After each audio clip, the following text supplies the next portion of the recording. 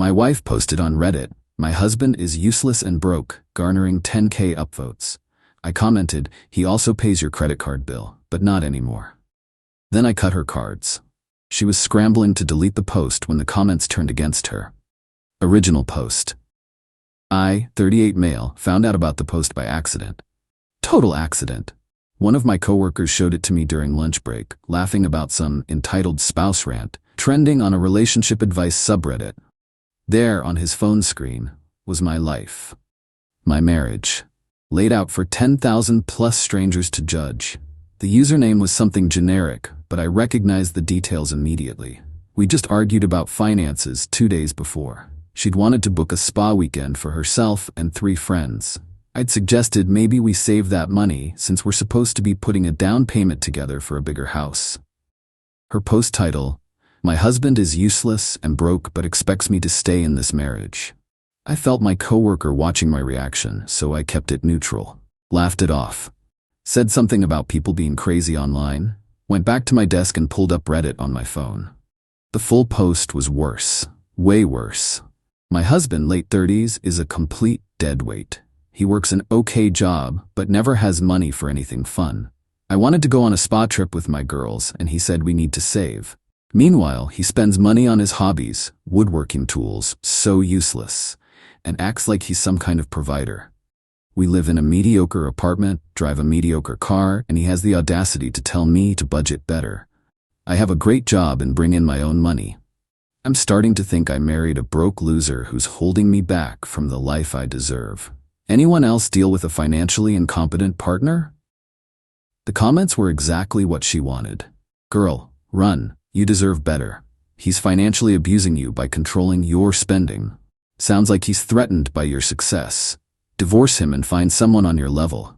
10,400 upvotes, 856 comments, most of them telling her to leave me. I sat there staring at my phone for probably 20 minutes. Let me give you the actual facts.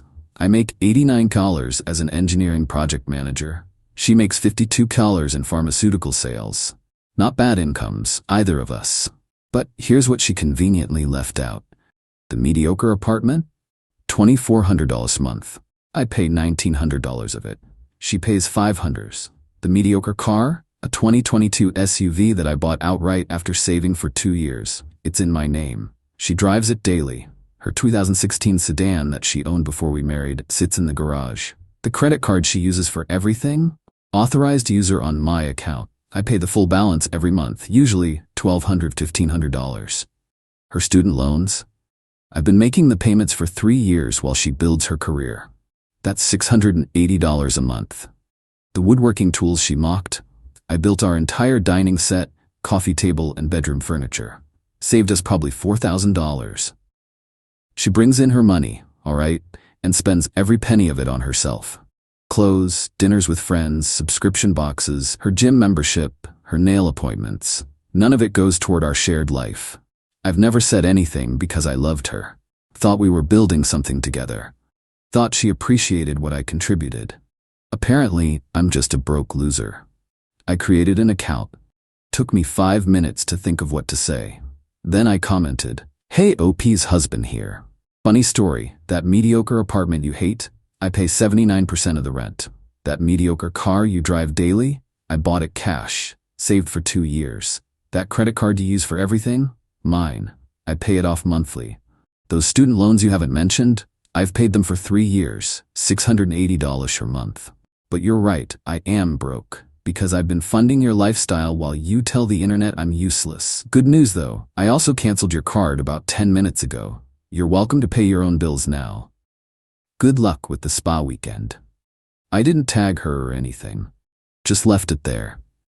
Then I logged into my credit card account and removed her as an authorized user. Called the company, had them cancel her physical card. Done. Then I went home and cooked dinner like nothing happened. She got home around 7 p.m. Normal greeting. Complained about her day. Asked what was for dinner. I told her pasta was on the stove. Around 8:30 I heard her scream from the bedroom. She came running out with her phone, face red. "Did you comment on my post?" I looked up from my book. "Which post?" "You know which post." "Oh, the one where you called me a broke loser to 10,000 people?" "Yeah," I commented. Seemed fair. You had no right. That was private venting. Private? It's on Reddit. You got 10,000 upvotes and 800 plus comments. That's the opposite of private. Everyone's calling me entitled now. They're saying horrible things. Weird. Yesterday they were telling you to divorce me. She stared at me, mouth open, then looked at her phone again. Did you cancel my credit card? Yup. You can't do that. Just did. It's my card. You were an authorized user. Now you're not. How am I supposed to pay for things? With your great job and your own money. You know, the income you mentioned bringing in? Her face went from red to purple. This is financial abuse. No, this is me stopping financial abuse. You've been using me as a personal ATM for 3 years while telling the internet I'm worthless. I was venting. Everyone vents online. Cool, vent all you want. But you can pay for the privilege yourself now. She tried arguing for another hour. Cried, yelled, threatened to call her mother. I just kept reading my book. The post got deleted around 10 p.m. But the internet is forever. People had already screenshot it. Someone even made a recap post about it. I slept fine that night. She didn't. Update 1, 4 days later, so that blew up bigger than I expected. Thanks for the support, everyone asking for updates. Here's what happened over the last few days. The immediate fallout. The morning after my comment, my wife barely spoke to me. Just grabbed her purse and left for work early. I thought maybe she'd cool off, realize she messed up, and we'd have an actual adult conversation. Nah. She went straight to her mother. Her mom called me around 2 p.m. that day. Didn't even say hello. How dare you humiliate my daughter publicly? Hello to you too. She's devastated. Do you know what you've done? I responded to a post where she publicly called me useless and broke, with facts. She was just venting to strangers. You made it personal. She made it personal when she shared intimate details of our marriage and finances with 10,000 people. Those internet points don't matter. Your marriage does. Exactly. Which is why I'm confused about why she aired our business online instead of talking to me. She says you're controlling with money.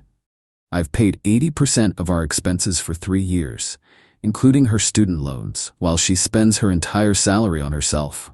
That's not controlling, that's being a doormat. Her mom sputtered for a minute. Well, marriage is about supporting each other. Agreed. So when does she start supporting me? She hung up on me. The friend group drama. My wife apparently spent the next 2 days calling everyone we know, telling them I financially abused her by canceling her credit card, painting herself as the victim. Most of our friends are mutual, people we met through shared activities or work connections. She expected them to take her side immediately. It backfired spectacularly. Our friend, I'll call her friend A, texted me on day 3. Hey, your wife just called me crying about you canceling her credit card. I asked why she didn't use her own card, and she couldn't give me a straight answer. Then I remembered she bragged about never using her own money for anything unnecessary. Are you okay? Another couple we're close with reached out. We saw the Reddit post before it got deleted. Someone sent us screenshots. We had no idea you were covering almost all your expenses. Why didn't you tell us? Because I didn't think it mattered. I didn't think my wife was keeping score. Turns out I was the only one not keeping score. The friend group chat that my wife started, ironically, was apparently chaos. Half the people defending her, half the people pointing out that her own Reddit post contradicted her victim story. She got kicked out of the chat by her own friends. The credit card situation. Here's where her entitlement really showed.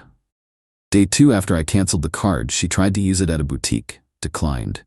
She called the store from the parking lot, screaming about fraud. They told her to call her card company. She called me instead. The card isn't working. Because it's canceled. Uncancel it. No, I need to buy things. Use your card. I don't have enough available credit. And there it was. Her own cards were maxed out. She'd been living beyond her means, using my card as overflow and never paying down her balances. Sounds like a budgeting problem. You're being cruel. I'm being exactly as generous as you described me in your post. Useless and broke, remember? She hung up on me. Later that evening, she came home with bags from Target. I didn't ask, but I checked our bank account. She'd transferred $400 from savings to checking and spent it immediately. The savings account was joint. I'd put in $15,000 over the past year for our house down payment. She'd put in $1,200. I transferred my $15,000 out that night, put it in a new account at a different bank. Sole ownership. The ultimatum. Day 4, she finally tried a different approach. Came home with takeout, that she paid for, surprisingly. Sat down all calm and reasonable. I think we need to talk. Okay, I'm willing to apologize for the post. It was inappropriate. Okay, and I think we should go to couples counseling. Sure. She blinked. Really? Yeah, I think counseling would be great. We can talk about financial contributions, mutual respect, and why you thought it was okay to publicly humiliate me. Her face tightened. I knew you'd throw that in my face. I'm not throwing anything. I'm agreeing to counseling. Fine, but you need to reactivate my card. No. What? Why not? Because you're an adult with a job. You have your own money and your own credit cards. Use them. My cards are full. Then pay them down. With what money? The money you earn, the same money you've been spending exclusively on yourself for 3 years. How am I supposed to pay rent and bills and everything else? And there it was. She'd finally admitted she expected me to keep funding everything. You pay your share, I pay mine like roommates. Roommates? We're married. Married people support each other. You've been clear that you don't want to support me. So we'll split things fairly. This is divorce-level stuff. If you want a divorce, file for one. She didn't respond to that, just grabbed her food and went to the bedroom. I'm sleeping on the couch now, not because she asked me to, because I want to. The Reddit aftermath. That recap post about her original thread, it got even bigger. 25,000 plus upvotes. People were dissecting her entitlement, praising my response, and generally roasting her attitude. She knows. She's been doom scrolling, watching strangers validate exactly what I've been feeling for years. Someone even made a TikTok about it. When you call your husband broke, but he's actually bankrolling your entire life, type of thing. It's got like 500k views. She's humiliated, and instead of reflecting on why, she's doubling down on being the victim. Her mother called again, told me I'm ruining her daughter's reputation. I told her that her daughter ruined her own reputation. Still waiting on that counseling appointment. Somehow, I don't think she's actually going to schedule it. Update 2.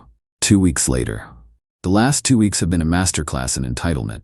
Honestly, didn't think it could get worse. I was wrong. The bill situation. First major issue came when rent was due. I paid my portion, $1,900, into the landlord's portal, and waited. Day 3 after the due date, the landlord called me. Hey, you guys are $500 short on rent. Everything okay? I paid my portion. Right, but the full amount isn't there. My wife needs to pay her portion. Silence. Then, is everything all right with you two? We're working some things out. She'll pay it soon. She's got until tomorrow or I'm charging a late fee. I didn't tell her. Wanted to see if she'd handle it herself. She didn't. Day 4, the landlord called her directly. I heard her on the phone. Yes, I know. I'm sorry. There's been a banking issue. I'll fix it today. She came storming into the living room after. Thanks a lot. Now we're getting charged a $75 late fee. You mean you're getting charged a late fee? This is ridiculous. You always paid rent on time. Because I always paid rent. Now you pay your share. I pay mine. I don't have $575 right now. Should have paid on time then. She actually stomped her foot, like a toddler. You're enjoying this. I'm really not. I'm just done being your personal banker. She paid it. After calling her mother and borrowing the money, which means her mom gave it to her. Because that's what always happens. The car drama. Remember the SUV she drives? The one I bought in cash? Still in my name. I've been thinking about that. Week 2, she came home complaining about a dashboard warning light. The car needs an oil change and some maintenance. Okay. Aren't you going to schedule it? It's your car. You schedule it. But you always handle car stuff. I always handled everything. Things are different now. She glared at me. Fine. How much will it cost? Probably $150 for oil change and basic maintenance. Maybe more if something's actually wrong. That's expensive. Welcome to car ownership. She didn't schedule it. The warning light is still on. Been 2 weeks now. But here's where it gets interesting. I pulled the insurance policy. The SUV costs $180 a month to insure. I've been paying it. Guess what I did? I removed her as a driver on my policy. Called my insurance company and said she'd be getting her own coverage for her own vehicle. They asked which vehicle. I said she'd be insuring the 2016 sedan in the garage. Then I changed the locks on the SUV. She discovered this yesterday morning.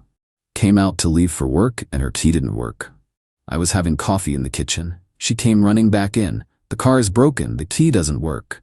Car's fine, I changed the locks. Why would you do that? It's my car. My name on the title, I bought it, I insured it, and I'm done letting you use it. Her face went completely white. How am I supposed to get to work? You have a car in the garage. That thing is old. It runs fine. You've owned it for 6 years. I can't show up to client meetings in that. Lots of people have older cars. You'll survive. You can't do this. Already did. Your sedan is insured under your policy, right? She went pale again. I haven't renewed it yet. Of course she hadn't. She'd let her insurance lapse when she started driving my car exclusively. She'd been technically driving uninsured for 8 months. Better handle that today then. Driving without insurance is illegal. She called her mother. Again, I could hear her screaming about how I was sabotaging her career and trapping her. Her mother called me 20 minutes later. The conversation was short. Give her the car back right now. No, she needs reliable transportation. She has reliable transportation. The sedan works fine. You bought that SUV for her. I bought that SUV with money I saved for 2 years. It's in my name, my insurance, and I'm done subsidizing her lifestyle. This is abuse. This is me being exactly as useless as she described. Have a great day. I hung up on her that time. The reality check. My wife ended up taking an Uber to work. $35. Then she had to Uber home. Another $35. She spent $70 on transportation instead of just driving her perfectly functional sedan. Why? Pride. That evening, I spelled it out for her. You have a car. Insure it and drive it. Or keep spending $70 a day on Ubers. Your choice. I'm not driving that embarrassing car. Then you're choosing Ubers. Everyone will know we're having problems. Everyone already knows we're having problems. You posted about it on Reddit, remember? She didn't have a comeback for that. The counseling appointment that wasn't. She finally scheduled a counseling appointment. Texted me the details. Thursday at 6 p.m. with Dr. Name. I looked up the therapist. Checked her website. Specialization, helping women recover from financial abuse in relationships. Oh hell no, I'm not going to that therapist. Why not? Because you cherry-picked someone who's going to validate your narrative instead of actually addressing our issues. That's not true. Her entire practice is about financial abuse. You're trying to walk into therapy with a predetermined conclusion. Fine, you pick a therapist then. Gladly. I found a couples counselor who specializes in financial issues in marriage. Neutral reviews, no gender-specific bias in their approach, scheduled for next week. Sent her the details. She replied, "This therapist is going to take your side." Based on what? Based on everything. Based on the fact that I've been paying 80% of our expenses for 3 years? No response to that. The friend group collapse. This is where things got really interesting. That friend group I mentioned? It completely fractured. Her close friend, the one who was supposed to go on the spa trip, called me. This was wild. "Hey, I need to tell you something." "Okay?" "Your wife asked me to lie to the counselor about your financial abuse. She wanted me to say I've witnessed you controlling her spending and isolating her." That's... wow. Yeah, I told her no. I've never seen you do anything like that. If anything, I've watched you pay for group dinners while she Venmos herself back for her portion. She does that? Every time. She orders the most expensive thing, then Venmos herself exactly her share from the joint account, leaves you covering the app fee and tip. I had no idea. Anyway, I'm done. I can't be friends with someone who wants me to lie about abuse. That's disgusting. She wasn't the only one who distanced herself. My wife lost 3 close friends in 1 week. All for the same reason. She asked them to back up her financial abuse claims, and they refused. The housing situation. Here's the thing that's been weighing on me. We rent. The lease is in both our names. I can't just kick her out, and I don't want to leave because I like the apartment. But I also can't keep living like this. I told her we have 3 options. 1. Go to counseling together, actually work on this, and figure out a fair financial split going forward. 2. One of us moves out and we separate. 3. We stay here as roommates and split everything 50-50 until the lease is up. She chose option 3. For now, fine by me. I drafted a roommate agreement, listed every expense, split it exactly down the middle. Rent, $1,200 each. Utilities, estimated $100 each. Internet, $50 each.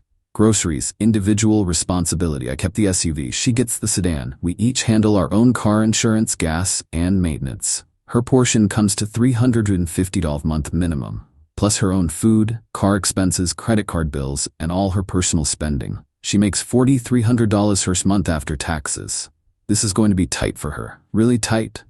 She signed it. Had to. Because the alternative was admitting she couldn't afford to live here without me subsidizing her. The current state. It's been 3 days under the new arrangement. She paid her portion of rent, barely. She got insurance for the sedan, $210 per month, higher than she expected because of the lapsed coverage.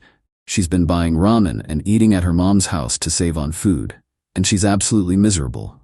Yesterday, she tried one more time. This isn't how marriage is supposed to work.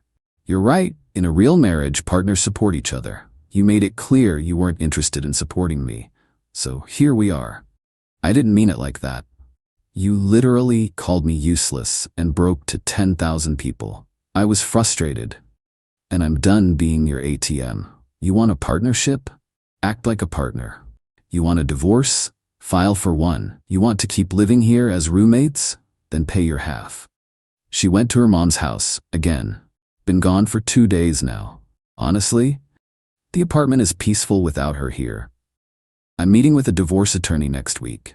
Just a consultation, seeing what my options are, because I'm starting to realize something. I don't miss her.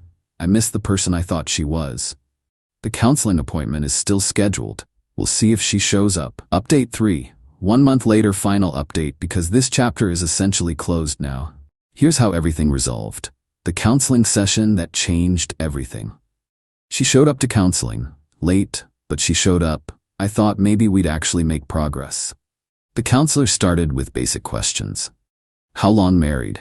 What brings us here? What are the main issues? I let her go first. Figured she'd rehearsed it. She did not disappoint. Launched into a 10-minute speech about how I'm financially controlling, how I cut her off without warning, how I humiliated her publicly, and how she can't trust me anymore. The counselor took notes, nodded, then turned to me. Your perspective? I pulled out my phone. Showed the counselor screenshots of the original Reddit post, my response, and bank statements from the past year showing payment breakdowns. I paid 80% of our living expenses for 3 years, including her student loans. She spent her entire salary on herself. When she publicly called me useless and broke, I stopped subsidizing her lifestyle. That's the situation. The counselor read everything, took about 5 minutes, then looked at my wife. Is this accurate? My wife squirmed. It's more complicated than that. How so? He makes more money, of course he should pay more. Did you discuss this arrangement beforehand? We didn't need to, that's how it worked. So you unilaterally decided he would cover most expenses while you spent your income entirely on yourself? That's not, we're married. It's supposed to be shared. The counselor looked at the bank statements again. According to this, he shared. You didn't. My wife's face went red. You're taking his side. I'm looking at facts. You're describing financial abuse while the evidence shows you were the primary financial beneficiary in this relationship. She stood up. This is ridiculous. You're biased. I'm objective, which is why I can see that you're upset about losing access to his money, not about the state of your marriage. My wife grabbed her purse and walked out, just left. The counselor looked at me. I'm sorry, but I think you know what you need to do. Yeah, I do. The divorce filing. I filed 3 days later. No point dragging it out. My state is no fault, so the reasons didn't matter legally. But I documented everything anyway. The Reddit post, the bank statements, the credit card history, the evidence of her maxed out personal cards while using mine as overflow. My lawyer looked at everything and said, this is going to be straightforward. You kept finances somewhat separate. You have documentation of who paid what. You don't have kids. She's employed. You'll split any shared assets and go your separate ways. What about alimony? She might try, but given that you make more, but also paid significantly more into the household, it'll likely be denied or minimal, especially with her income and employment history. Good. She got served at work, called me immediately. You actually filed? Yup. Without even trying to fix things? I tried for 3 years. You called me useless and broke on the internet. We're done. I can't afford to live alone. You're employed. Figure it out. You're really going to do this to me? I'm not doing anything to you.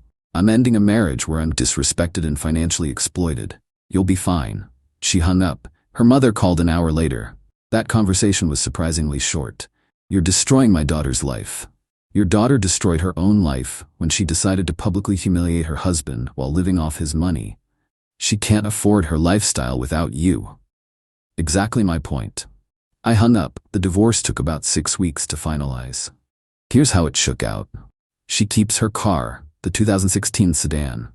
I keep mine, the SUV. She keeps her personal belongings. I keep mine.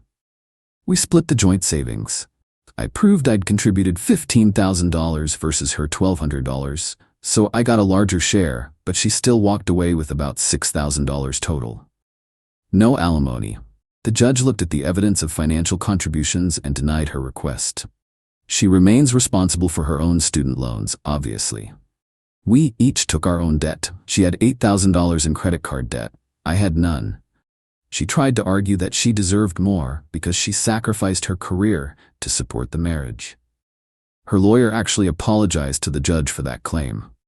She'd been employed the entire marriage and never sacrificed anything career-wise. The judge was not impressed. This divorce is granted. Assets and debts as outlined, done.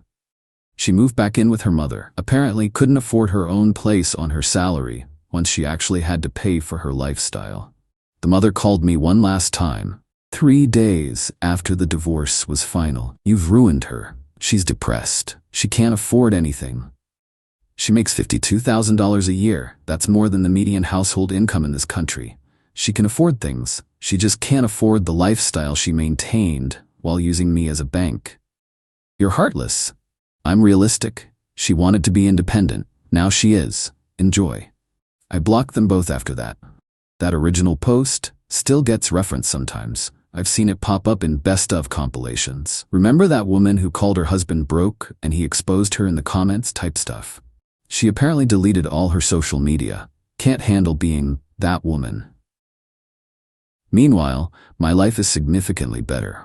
I'm still in the same apartment. She agreed to let me take over the lease. It's peaceful. I decorated it how I want. Built a new bookshelf last weekend with my useless woodworking tools. Financially, I'm thriving. Turns out, when you're not funding another adult's entire lifestyle, you save a lot of money. I'm putting away $2,500 a month now. Bought some new tools. Booked a vacation. My friends, the real ones who stuck around, have been great. We've had a few conversations about how none of them realized how bad it was, how she was good at playing the victim, how I was good at hiding the reality. Someone asked if I regret calling her out publicly. Honestly, no. Could I have handled it privately? Sure. But she chose to make it public first. She chose to humiliate me to thousands of strangers. I just responded with facts. The fact that those facts made her look bad? That's on her. Looking back, I ignored so many red flags. The way she never offered to pay for things. The way she expected me to cover everything while she spent freely. The way she'd say, we need to save money, but really meant, you need to save money so I can keep spending. I thought I was being generous. Turns out I was being a doormat. The marriage ended the moment she posted that Reddit thread. She just didn't know it yet. I'm not bitter. Not really. More relieved. I spent 3 years trying to make someone happy who was never going to be happy. Because the problem wasn't me or our finances. The problem was her entitlement. She wanted the benefits of marriage without the responsibilities. She wanted a partner who would fund her life without her contributing equally. She wanted respect without giving any in return. And when I stopped providing all that, she had nothing left to offer. Someone DM'd me asking if I'd take her back if she apologized. The answer is no, not because I'm vindictive, but because she never actually apologized. Even in counseling, even during the divorce, even in those last phone calls, she never once said, "I'm sorry for what I posted," or "I'm sorry for taking advantage of you," or "I'm sorry for not appreciating you." She was only sorry she got caught, sorry she lost access to my money, sorry she had to face consequences. That's not remorse, that's regret, and only because things didn't work out in her favor. So no, I'm done, moved on, living my life. And to anyone reading this who sees themselves in my situation, document everything, know your worth, and don't set yourself on fire to keep someone else warm. Especially if they're gonna call you broke while standing by the fire. That's it. That's the end of this saga. Thanks for following along, Reddit. Time to go build some furniture and live my best broke, useless life. Peace.